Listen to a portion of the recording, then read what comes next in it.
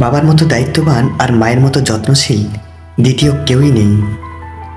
যে পুরুষ বিয়ের পরও অন্য মহিলার দিকে নজর দেয়, পরনারীকে প্রাধান্য দেয়, সে পুরুষ কখনোই কল্যাণকর হতে পারে না। স্বামীর কাছে নির্যাতিত হওয়া একজন স্ত্রী বোঝে একজন ভালো স্বামীর মূল্য কত। একজন গোছানো পুরুষকে বিয়ে করা যতটা আনন্দের, একজন অগোছালো পুরুষকে বিয়ে করে গুছিয়ে রাখাটা তার চেয়ে বেশি গর্বের। স্বামী যখন মনে করবে আমার স্ত্রী সেরা, আর স্ত্রী যখন মনে করবে আমার স্বামী সেরা, তখন ওই পরিবারে শান্তি নেমে আসবে। একটা জীবনের সবচেয়ে বড় উপহার হচ্ছে ভালো মনের একজন জীবনসঙ্গী পাওয়া। যে পেয়েছে সে সৌভাগ্যবান, আর যে পায়নি সে খুবই দুর্ভাগ্যবান।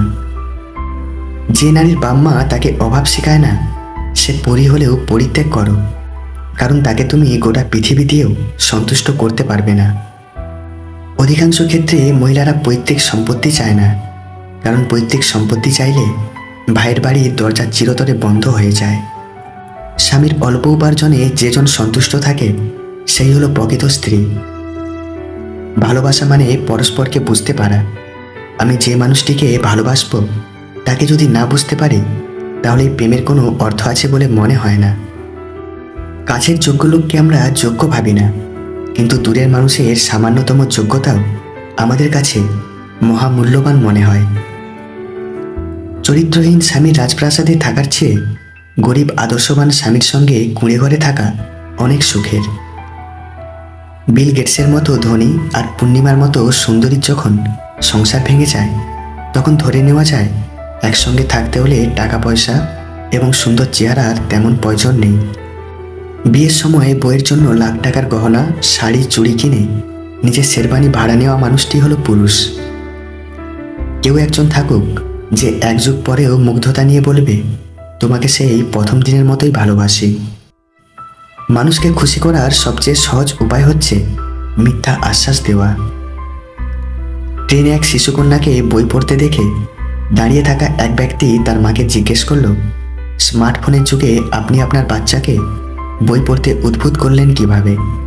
শিশুকন্যাটির মা উত্তর দিয়েছিলেন, শিশুরা আমাদের কথা শোনে না, ওরা আমাদের অনুকরণ করে। জীবনের সবথেকে বড় শিক্ষক হলো সময়। ক্ষণে ক্ষণে শিক্ষা দিয়ে যায়। টাকা পয়সা কোনো বিষয় না।